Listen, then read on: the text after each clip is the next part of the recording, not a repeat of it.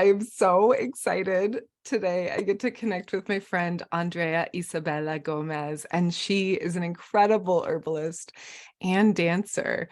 She teaches flamenco, and she's helping to coordinate this incredible flamenco festival here in Boulder, Colorado, coming up at the beginning of April. She also recently taught a class about Erotica Botanica, and she's a mother. And so I just was really excited to talk to her about that experience of giving birth to children and also birthing projects and just passion and the idea of passion and the way that plants can fuel us in our creative endeavors and in our bodies to just get excited about life and to bring in a little bit more passion and zest and eroticism into our lives. And so thank you so much, Andrea, for being here today and making time to talk.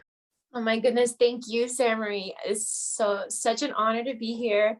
This is actually my first ever interview. So Oh, I'm so excited. I'm so happy it's with you and on my favorite topics. It's like feels so juicy. So I'm just like, let's go. I can't wait. yes, I know. So excited. I'm curious what brought you into herbalism. It's always interesting to know a little bit more about like what brought you into the plant path, because I know for many people it's kind of a wandering path. And so I'm always curious, like, how did the plants captivate you and seduce you into working with them? Yeah, like how did I find the doorway?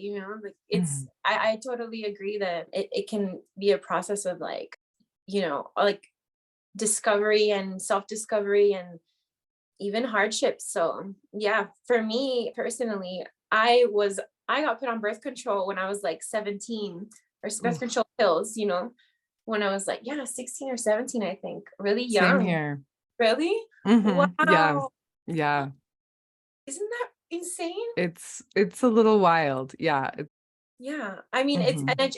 it was to regulate my period, Also, I Mhm. took, I mean, I wasn't upset about the benefits, like the birth control benefits either. I wasn't complaining about that.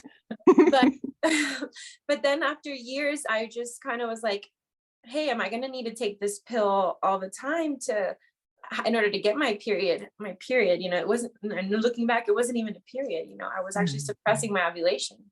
But, and I just didn't want to rely on this pill. And so I got off of it, and I actually ended up having a miscarriage that I didn't even realize I was pregnant when I was like 20, when I was 20. Mhm. And yeah, because I wasn't aware of my cycle, and I just like irresponsibly like got off of it, but because I wanted to take responsibility, but didn't have the tools to fully embody that awareness, that fertility awareness.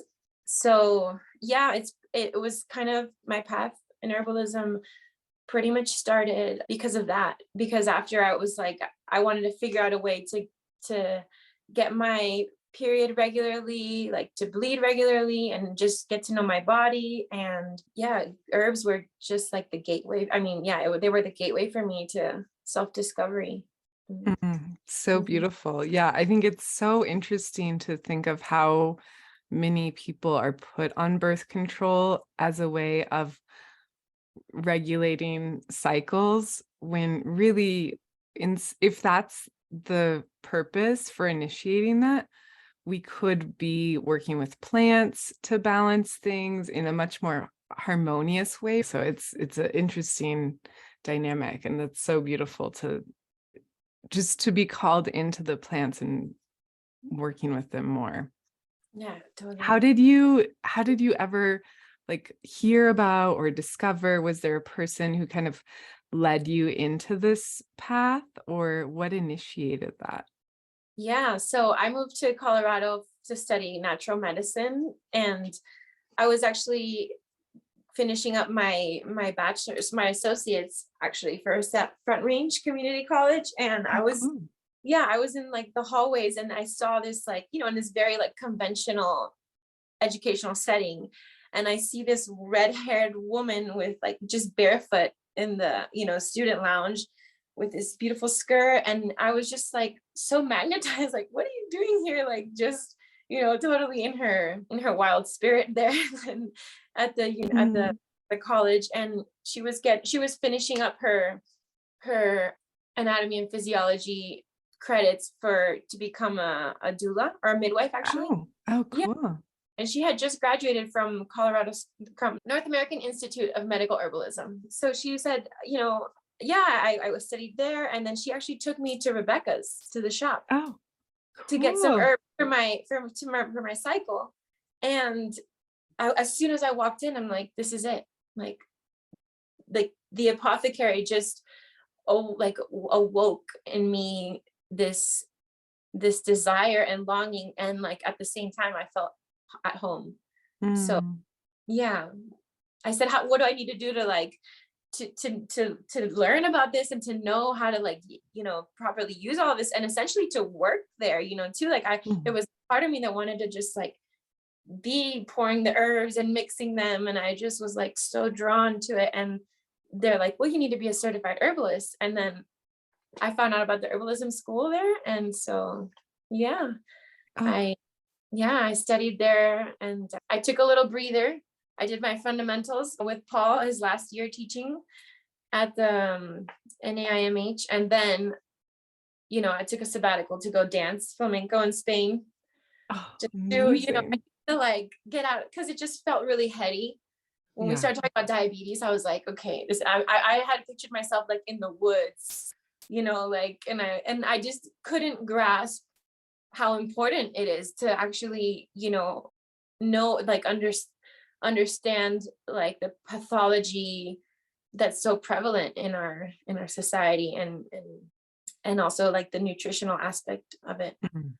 Yeah, I totally relate to that too. Like once I started at the Colorado School of Clinical Herbalism, like I also envisioned like witchiness and Hogwarts and just like mixing things and casting spells, and it's like so scientific and clinical, and it's like reading PubMed papers and diving into stuff. I mean, there was a little bit of an element of magic, but it was also so clinical. So yeah, I can relate to that. I mean, and that part is so necessary, that left brain, like I feel like that's what, when you weave in like the left and the right, or just like, all these, the science, the research-based science into it just gives it like, it grounds it in this reality, and it gives us credibility too. Yeah, and then we're able to meet people where they are, because so many people want the evidence, they want the research, they want to know, why should I stop eating gluten, or why should I drink nettle tea? And so it's nice to be able to meet people there and provide that information, and also know from bringing in ancient traditions, bringing in our own intuition, our own experience. So it's like that weaving of the four directions of like, yes, research, yes, our own experience, yes, other people's experience for thousands and thousands of years of working with the plants. And so weaving all of those things together is cool. Totally. I agree. No, I went back to the herbalism school for my advanced program, then like a few years later, because I realized like, okay, this is like what we're dealing with in the society, is actually these things that you need to know, like how they're gonna, it's just like understanding modern pathology too. Yeah. I'm curious about your sabbatical though. So you went to Spain to dance flamenco. I want to hear more about that. That is so incredible. Yeah, I mean, since I was a little girl, I've been, just since I can remember. I mean, I remember I started ballet when I was little, and I just cried and cried and cried after that class. I begged my mom to take me out. It was just very like strict, and I felt so like, bound and rigid. And so she found another dance studio in Miami where I grew up, that, the teacher taught flamenco. She taught Latin folkloric dances and African dances as well, like Afro-Caribbean dances. So it was like total opposite. Like it felt so like embodied, and the flamenco was just like what really captured me, and I stayed with it for my whole life. And yeah, and as an adult, like as soon as, I mean, after high school, I kind of let it go. I had like this college experience, and just move, coming into my own, and moved to LA, moved to Boulder, and then after finding, grounding myself in this herbalism path, I felt like, okay, it's also time. I can't forget this aspect of myself. And, I'm a dancer, and my passion is to move and the rhythm and flamenco. And so in Boulder felt like such a desert for flamenco. I mean, Colorado, I mean, there was like, it's like there was nothing, Mhm. So I said, I'm going to go straight to the source, and I'm just going to go. So I was there for 3 months, as long as I could be there. And yeah, then when I came back, I finished the program, the herbal program.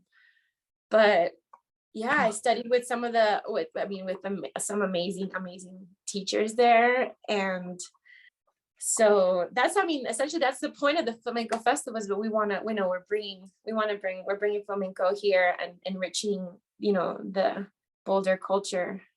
Oh, it's so special and so important. I know when I moved here from New York, maybe 6 or 7 years ago, I was in New York. We were doing like this boat tour or something, but there was these two flamenco dancers on the boat and performing. And I was like, what is this? This is amazing. Like it just like Wow. totally captured my attention and imagination. And I was like, oh, I need to learn to seductively stomp around like this. Like it's just like so fun and beautiful, and just this divine feminine pulse. Like it was just so gorgeous. So I started taking flamenco in New York, and then I moved to Boulder. And I was like, there's no flamenco here. Like, I want more flamenco. So when I met you, I was like, oh my God, Andrea, you were like the flamenco goddess. Oh my goodness. Sarah, like it's just, I mean, I can see you and your fire, and I can see you like just embodying this art form. So it totally makes sense that you would be so drawn to it too. And, in New York, there's a lot of flamenco.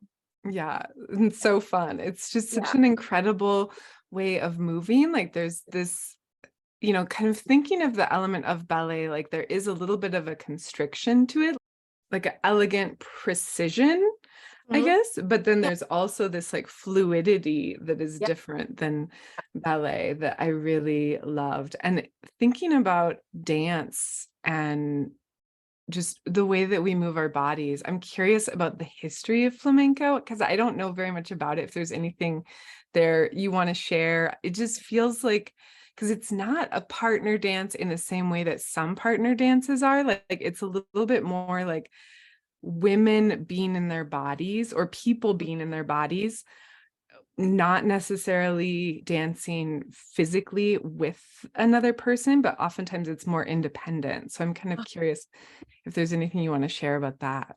Oh yes, I love it. This is my passion topic. Like, flamenco was born from, it was it's a ancient tradition that has so many cultural influences. The gypsies have been traced back to India, and because of the caste system in India, they left India, and some of them traveled, west through Africa, and some of them went north to Eastern, and they traveled to Eastern Europe. And they kept, they were not, it's like they were not accepted in so many of the places that they would go to, and like their lifestyle. So they kept, moving onward and westward until they landed in Andalusia, Spain, in the south of Spain. Mhm. It's like they couldn't go any further, it was like the Atlantic's there, and it's just, and this Spain was okay with having them there, as long as they were also like working in the mines. So there was like a form of like, it's almost the way like how blues was born from slavery, Mhm. like, an evolution of suffering, and Mhm. also to like maintain, their collective soul, Mhm. and so in the mines, they were like in these like metalsmith, like, as when they were working in the mines, like hammering to the metal, they started creating rhythms. and then they started singing, and then the rhythms were born this way. And then they would take, when they would go home, they would take the song and the rhythm back to their family and to their neighborhoods, and the women would and the children would dance. And so it was born in this setting, but also with the influence that they brought from India, from Eastern Europe, from Africa. And also when, the conquistadores came here to to Cuba and to South America, they picked up rhythms here too, like, Caribbean rhythms, and like brought it back to Spain too. And then like rumba was born, so it's like, and there's so, flamenco is like a tree of all these different branches of rhythms, and you can trace each one back to like Africa or Cuba or, so.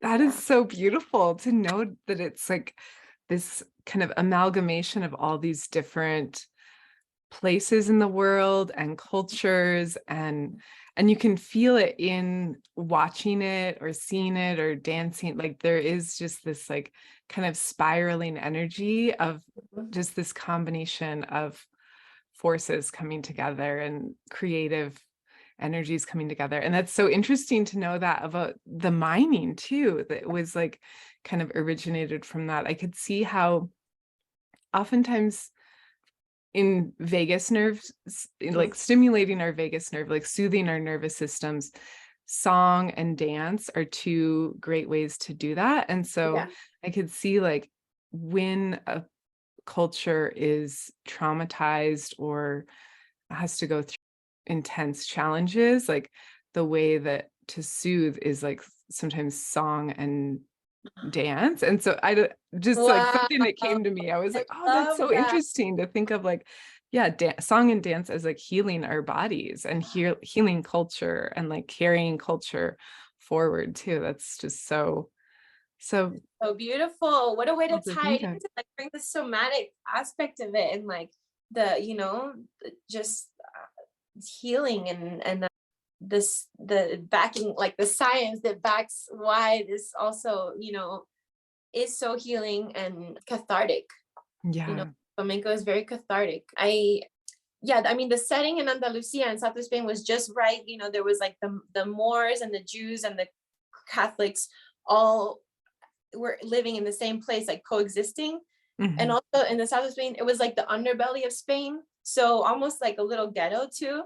And so it was like almost has this like in Spanish is despecho, it's like it was like making fun of almost like of the aristocrats, or it was so bulerías is like comes from burla, which is like to make fun.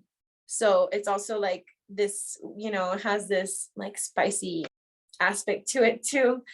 I like that. Yeah, in relation to what you were saying about what was it? We were talking about when I was in Spain, I just, one of the contrasts that I've noticed, like if you're at a restaurant here and someone starts like shouting or gets up and like makes a big show, it's like, everyone's like, but in Spain, when I was at a restaurant in Spain, I remember this woman, like she like shouted at her husband and she like stood up and then she did this like this little, dance, or she like did this like kind of like had her like dramatic little moment, and everyone was like, ole, it was like, yes, yeah. And it's just like an embracing of these like raw human emotions, and it's so celebrated, and it's like everyone in the culture, from the oldest member of the family to the youngest, is always like celebrated to like express themselves and express their emotion and move it, Oh, so that's what I want to say on that.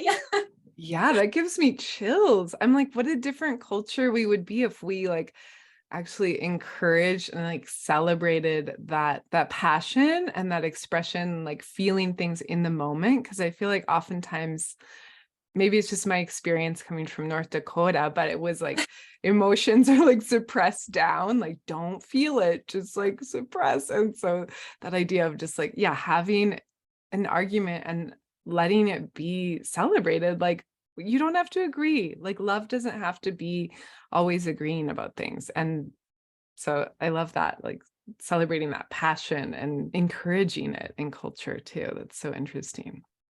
I love that. That is beautiful.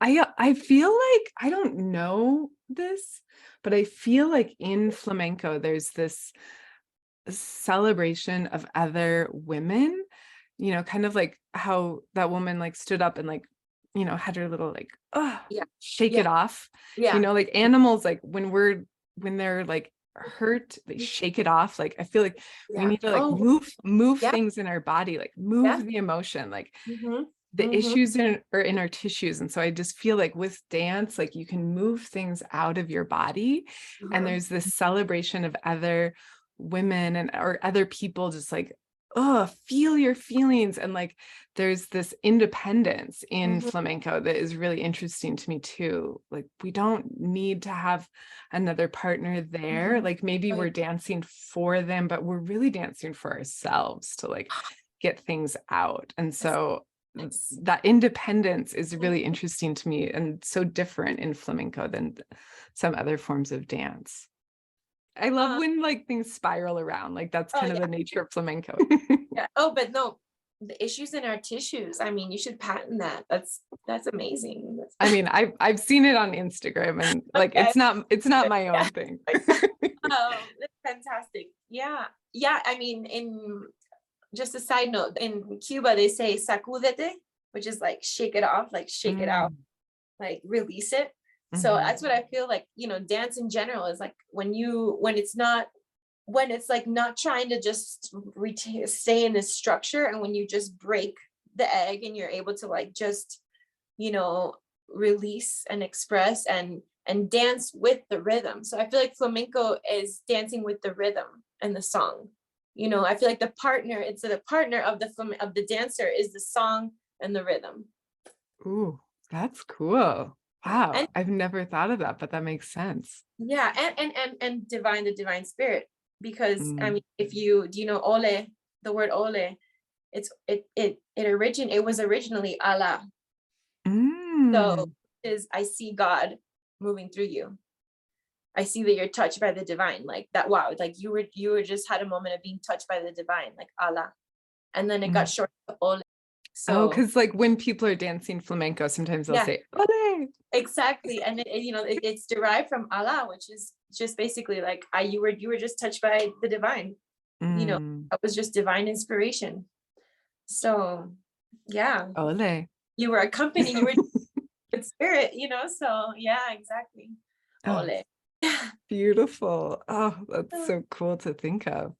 I'm curious, like just looking at the connection with Erotica Botanica and herbs that kind of drop us into our senses and into our sensual being, and tying that into flamenco. Like I just feel like you're merging these things in a really beautiful way. Like they're different parts of your life, but I see them really being as one in many ways. I'm curious Mhm. if there's anything there you want to touch on, like how did you get interested in herbalism for the divine feminine in that way?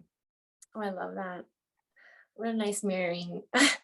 I've always kind of been like, how am I going to weave these two completely in my mind? They felt totally different paths, and it's like, how do I braid them together? And I feel like, it's like the same thing that we need to release through dance. We can also, herbs can facilitate in having that release as well, and in connecting with our kundalini, or like our inner power, and our essentially our like our chi, like our innate expression of our chi. Yeah. Mm-hmm.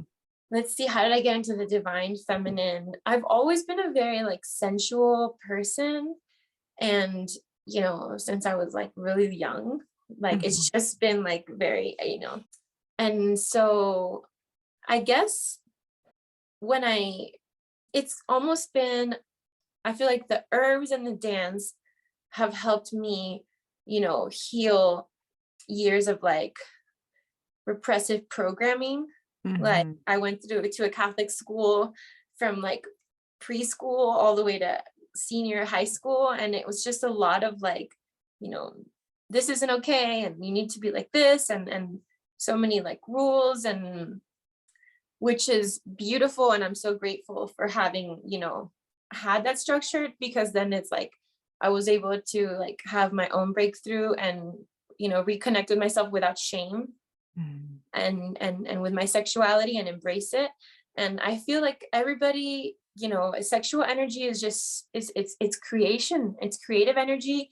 And it's like we're all here because of sexual energy. And so the less shame and the less like taboo, and the more we embrace it and celebrate it and use our herbs to like help move us along in any way that we're like might be stuck, it's just, we're getting closer to experiencing our highest potential here as humans. So yeah, I don't know if Yeah. that's Beautiful. Yes, it's so true. I mean, I think when we are connected to our bodies, to our wombs, to our like our root chakra, then everything else starts to flow a little bit better. And yeah, we're more in alignment with what we're supposed to be doing on this planet. And so, yeah, that makes sense how it just comes together. hmm I'm curious if there's like a plant that you really enjoy working with in kind of rooting into that sacral space or that kundalini energy and getting into the flow for creative projects or for dance, or a plant that you yeah. oftentimes work with for hmm yourself or other people. yeah, I gotta say it's cayenne pepper.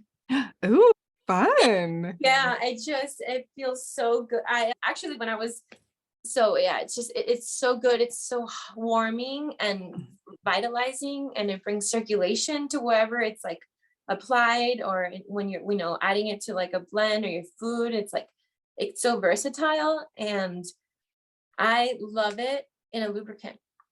I So saw that in your class. I was like, oh, that's fun. yeah, Cinnamon and cayenne. I was like, yeah. I mean, I made my first baby with it. So I mean, I just created like on my bed, on my night table, I had like on olive oil infusing. I was infusing cinnamon powder and cayenne powder in olive oil. It was originally for circulation for my legs, to like Mhm, for like a massage. And mhm. then just like the night we decided to like make our little girl, I just reached over and I, incorporated it into the lovemaking, and it was fire. Like it Wow. it was like, it was like that, like it was just like a divine flame. And it was like instantly I got pregnant, and it just felt so like like turbo, Mhm. That's Ferrari, like I'm just like, hopping into a Ferrari. And like, oh my God, that's such a good story. I love that, hopping into a Ferrari as working with cayenne. That's so cool. It's interesting. The flower essence too is really good at like bringing in that little like spark of life. Like if people are just kind of have like a dullness yeah, and they're like not, yeah, in their body or yeah, empowered or like yeah, activated to do stuff, like yeah. cayenne flower essence is really great at just like rawr, like I, activating people and like waking them up to their calling, or just to being a little more like spicy and engaged in life. So that's so fun that that's how your daughter was brought into this world. How amazing. oh my goodness. Yeah, I had no idea about the flower essence. Like I've never worked with it, what a great idea. Yeah. Yeah.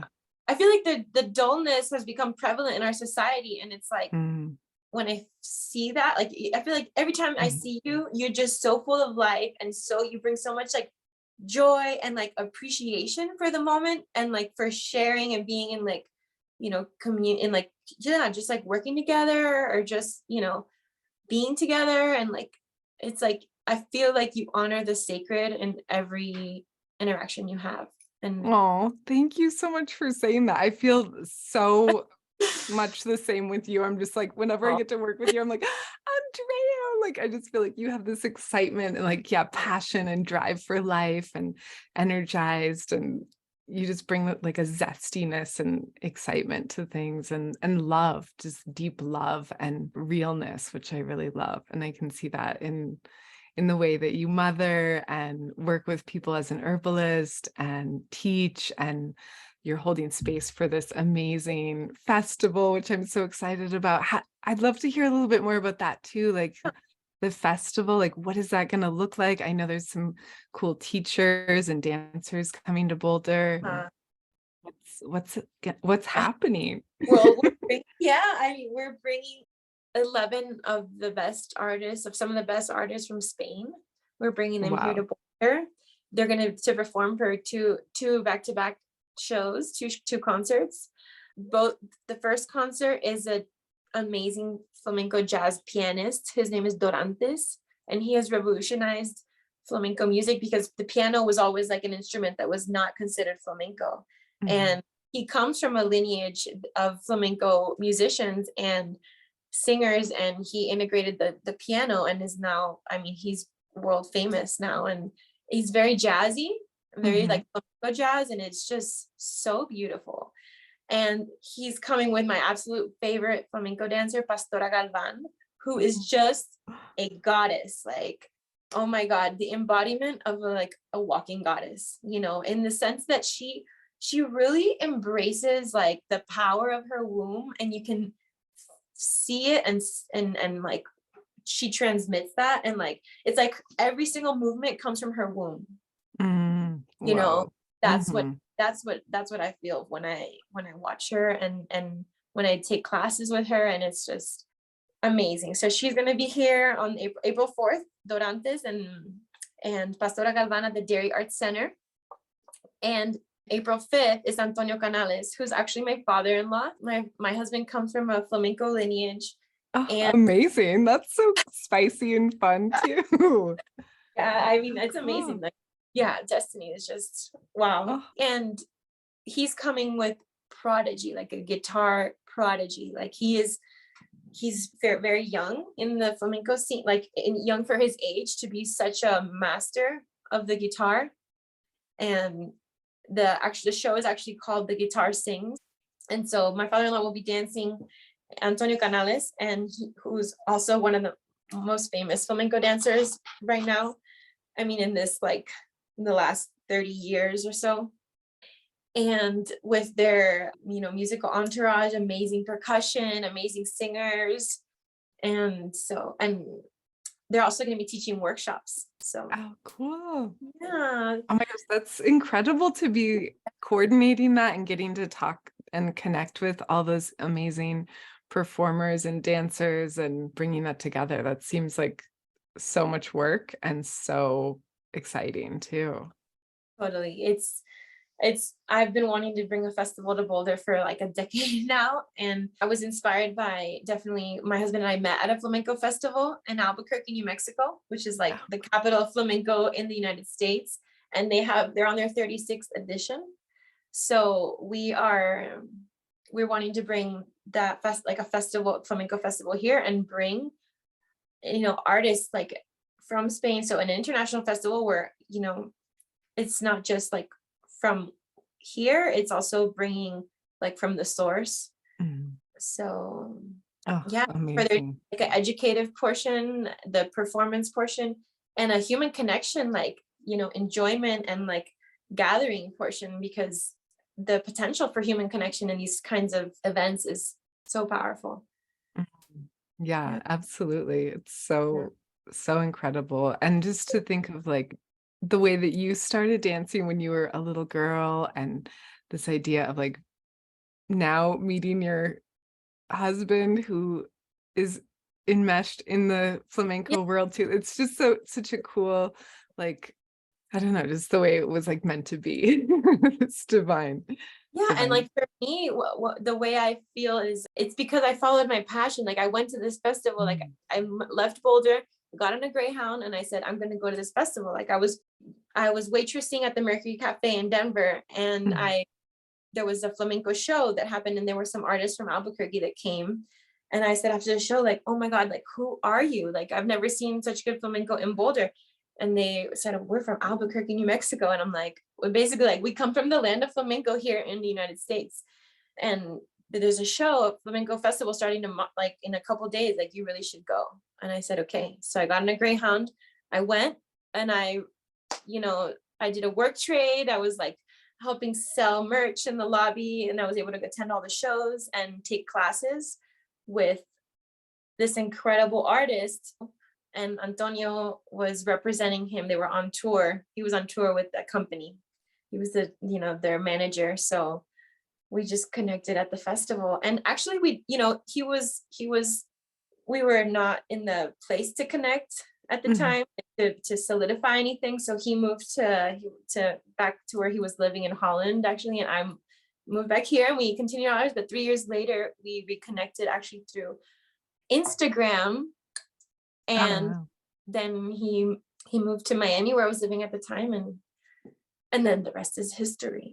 Oh, that's so sweet. I love that story. It's amazing. So you have babes. You have 2 little babes, and you're a mom. And I just love knowing about like mothers' journeys, how they hold space for all the unfolding and unwinding and changes and just everything. And also like healing the body. Postpartum is really interesting to me. There was like a book on postpartum healing, and it talked about she started taking an African dance class to heal her pelvic muscles after birth. And how dance was the thing that like really helped her muscle tone and helped everything kind of come back into regulation and balance. And so just thinking of like how dance can be so powerful in postpartum. I'm curious like what that has been like for you. Oh yeah, no, definitely. I mean, these dances they have, because I feel like because they, for so many generations, they've been danced, and like these movements, they've been like intuitively studied, like and helped heal so many people, that it's like when we can tap into that, we can heal ourselves and also connect with our own intuitive movements, because our body knows, like it's like everyone can heal through dancing, and it's just about listening to your body, and it's also nice when you have the guidance of these like traditions that have been happening for centuries, and so you can also follow along through that little path, and they help you take you to like that place of healing, and that place of like just re-inhabiting every space in our body. I mean, I feel like after you give birth, I mean, you're so just like expanded and like wide open, and it's like I feel like the dances that can like help bring you back to your body, and like just like and it's not so much bring you back, but also like remind you of that, like, for lack of a better word, like your inner like savageness, and because you have to be this like nurturing person, and it's like we're now in full-time nurturing mode and giving to others. So it's like, what is this like salvaje, like this wild part of yourself that is still that's still alive, and like nurturing that. But I also spoke with this woman who told me, like, do not wear heels for a whole year after giving birth, because like the inclination, something about like the inclination and like the pelvic floor. So I tried to dance as much as possible without my heels for a year after giving birth. Beautiful. Yeah, it was hard, and like not do so much like stomping, like just embracing other movements, more like upper body and more like hips, and just more grounded, which the beauty of flamenco is like it didn't start with heels. The heels were an accessory that were brought in later, so the women could could carry their own rhythm and weren't dependent on like the men bringing the rhythm. They have nails at the bottom of the shoes, so yeah. Oh, that's beautiful. That makes so much sense, to not wear shoes for dancing and just to focus, on like upper body and hips kind of unwinding, like focusing on that for especially the first year postpartum, just for like bringing in movement, but mindful and gentle. And being grounded, with your feet as well, like just the barefoot. Like on the ground, like, so it has this very African element, like, because it's like a lot of like hips and like, you're just like connecting from the waist down, and then, grounding from the waist down, but then like lifting that up, and like, just like connecting upwards as well. So it's like up and down. Like I feel like that's why flamenco is very complete in that sense. But Mm. all dances have their, I mean, all traditional dances have like they really incorporate the feet and the lower body and the upper body. Yeah, beautiful. I'm curious, like thinking about postpartum mamas. They're always on my mind because I'm always Yeah. helping them out. Is there like something that you found in your postpartum journey that felt really helpful or supportive or nourishing, or that you wish had been more Mhm. present for you?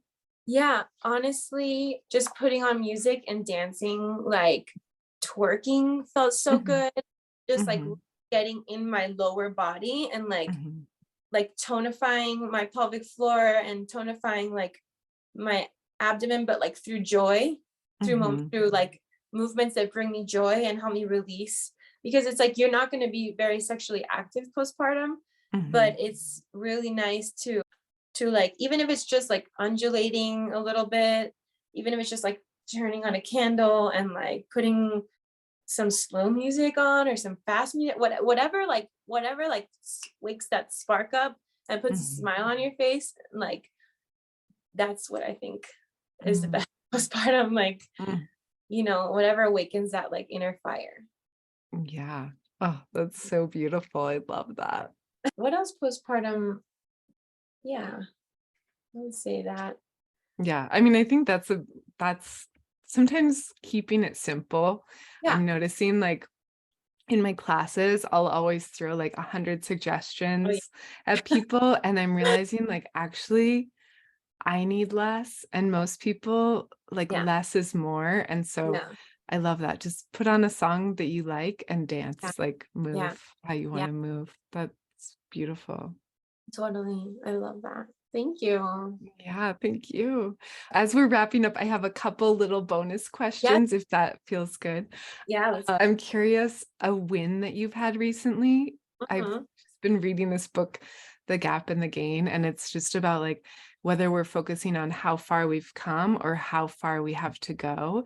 Yeah. And one idea in the book is just to like think of like each day, like ending the day with like, what was a win that I had today? And then what would be like a fun win for tomorrow? And so it's just been kind of like this fun little exercise I've been really into. And Love. it's interesting to think of like, yeah, what is something that feels like has been wonderful in your life lately, or a win that could Mhm. be as big or as small as comes, whatever comes to mind. Yeah, I would say forming our nonprofit Boco Flamenco, and Mm, which is, it stands for Boulder, Colorado, the Boco mhm. Flamenco, and then creating the festival. So, I mean, we actually have put it. We put it together. We started February like 1st, so it's been like 2 months.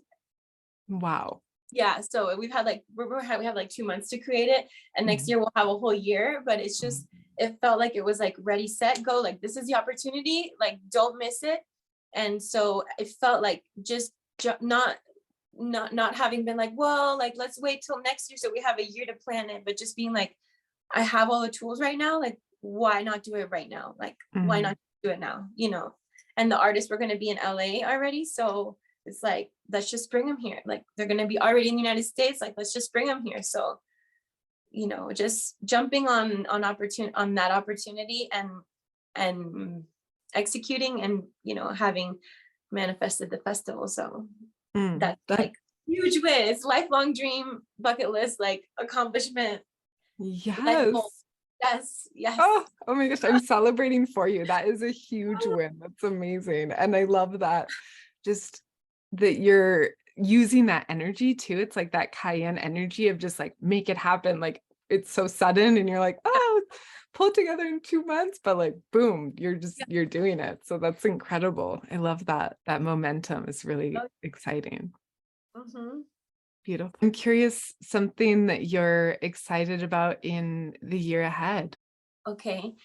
I mean, I guess the Yeah. festival is Yeah, like, well, it's like this yearly thing, that happens. mhm, I mean, it's just like combining, like I love, creating events and creating spaces for people to like have a great time, and to connect with their like that fire, that inner fire. And so it's like fusing that in the flamenco and, you know, doing it every year. And it's like, Boulder, we have a yearly date for connecting with our inner fire and being inspired by, like, you know, this art form. So, and enriching the culture but I'm also excited for my diving deeper into my Erotic Botanica line and education, and this whole realm of facilitating eroticism and healthy sexuality, or healthy, yeah, exactly, in people, both men and women. And so we're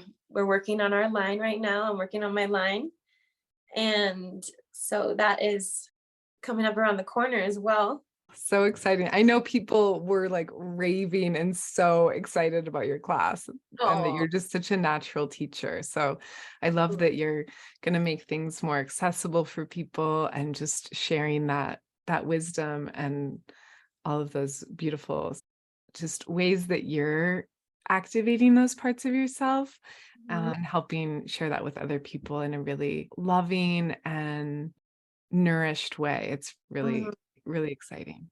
oh, I love that. Thank you. Yeah, I feel like, you know, we just need a little bit of a push sometimes, like postpartum, like, Mhm. oh my God, it's like a desert down there, you know? It's like your body does Mhm. not want to have more kids. So it's like, we're gonna dry up because we don't want to be fertilized again right now. Our body's like recovering. So I really worked on that, my WAP tea. So that's Mm. something I'm excited also to release in the product line is, WAP tea? you know, have you heard of WAP? It's Cardi B she has a famous song called Wet Ass Pussy. Oh, yeah. Oh my God. I gave that out in my herbal class, and that was so fun. And, you know, it's very, everyone, you know, that I've given it to has had really positive effects. I mean, it really like catches you off guard. You'll be just like brushing your teeth, like, whoa, you know. So it's like, it's nice. And yeah, That's so fun. yeah. And men too, with, you know, the erections and with their like retaining their chi. And it's just, there are things that often don't get spoken about, and there shouldn't be any shame around it, and around, you know, enhancing our sexual life and our pleasure.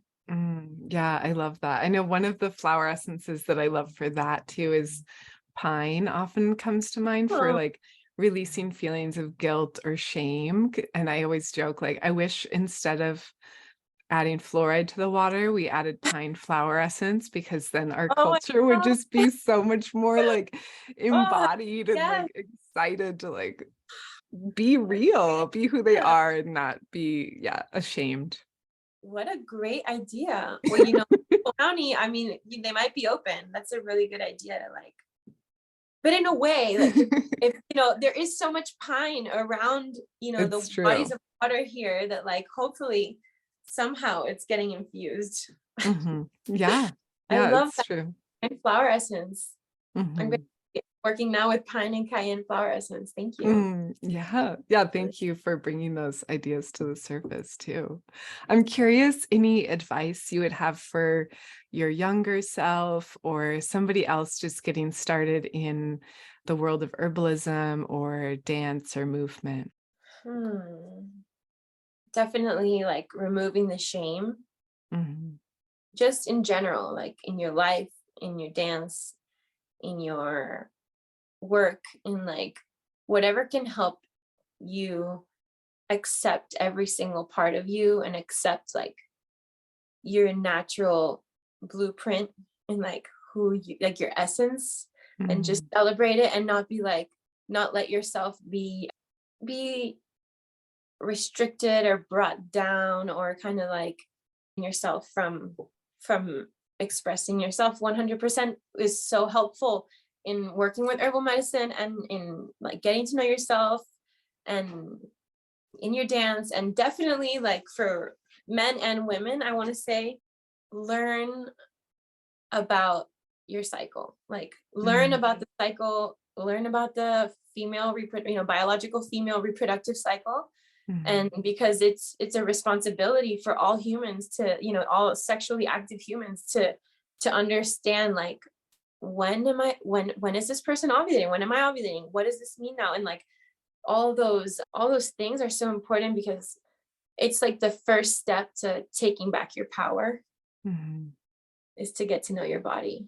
Mm. Yeah, so powerful. Yeah. That's So beautiful. Yeah, thank you for that. yeah. And it's like International Women's Day. Like how Oh, right. I love it. I know, so good. Yeah, women are we're pretty wonderful. Yeah. I mean, it Mm, is such a power to be able to hold like the capacity to create and to have this mhm, like this potential to create a human being. Like it's no joke. Which mhm, yeah, and you know, men have daily cycles, or biological males have their cycles are with the sun, as I'm sure you know, and the women, you know, us women, how everyone knows, we're with the more with the moon, the 28-day cycle.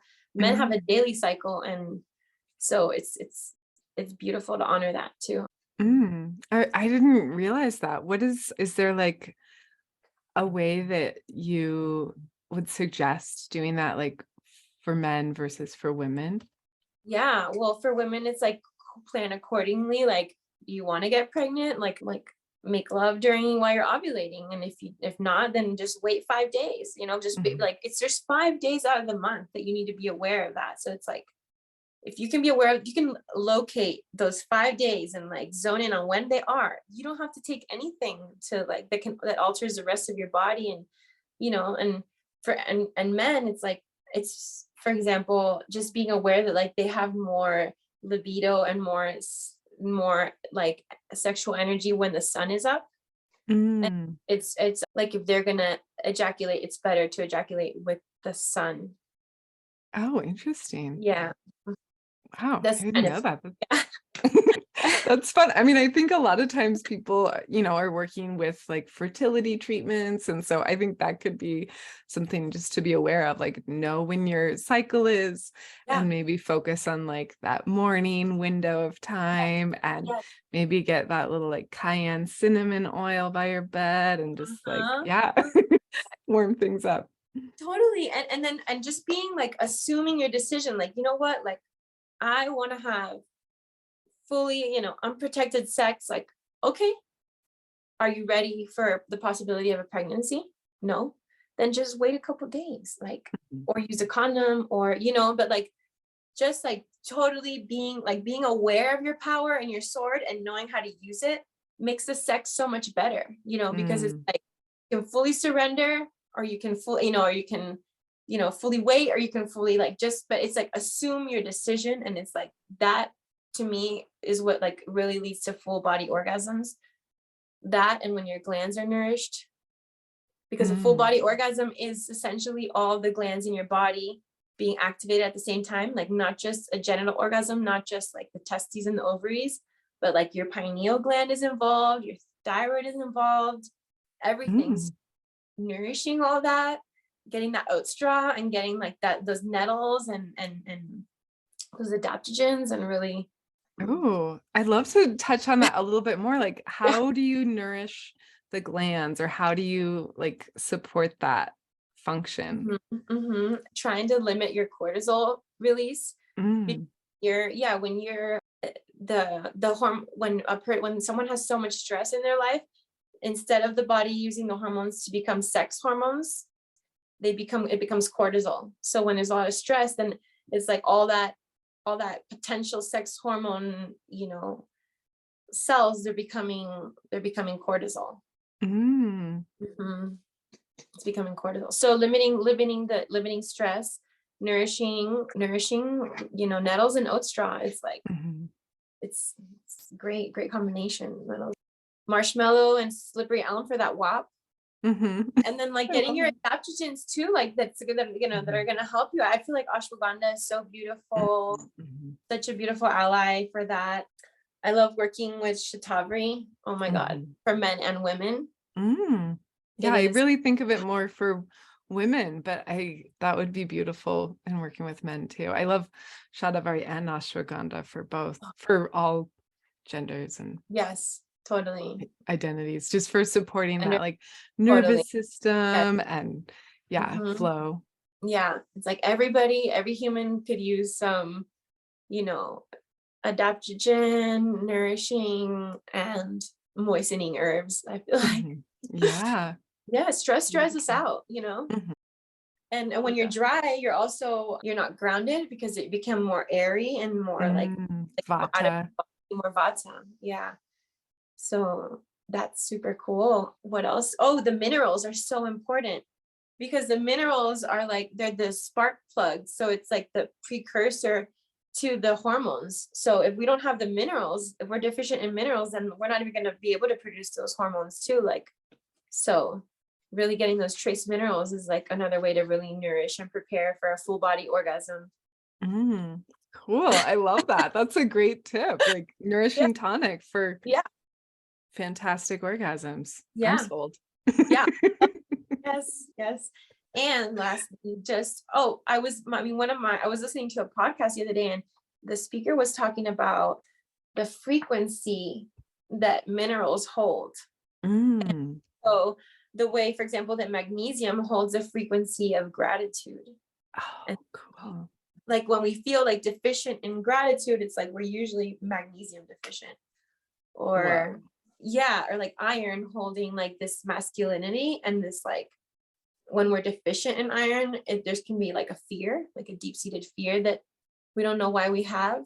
Mhm. And copper is unconditional love and feminine mineral.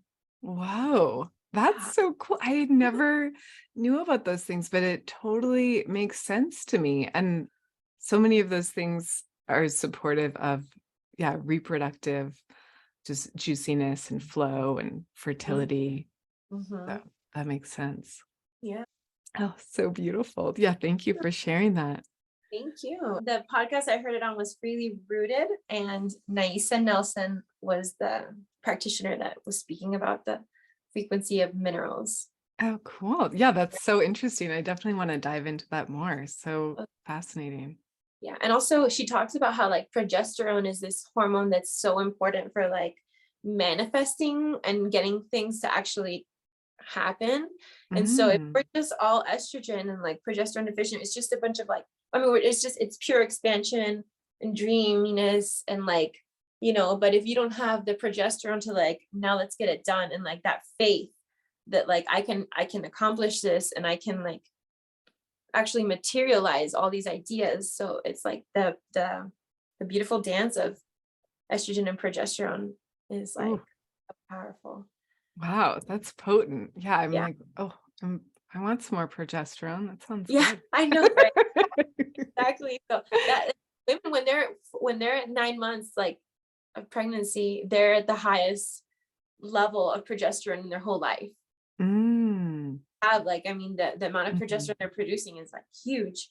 And mhm, so you can tell in like the nesting and like I got to get this done and like mhm, also protective, like their protectiveness over, their baby and like just like it's like the awareness of everything at the same time and like just I don't know, it's that energy of like a woman and in this about to give birth and all the things that they need to like be ready in like the nest. And so that's like progesterone.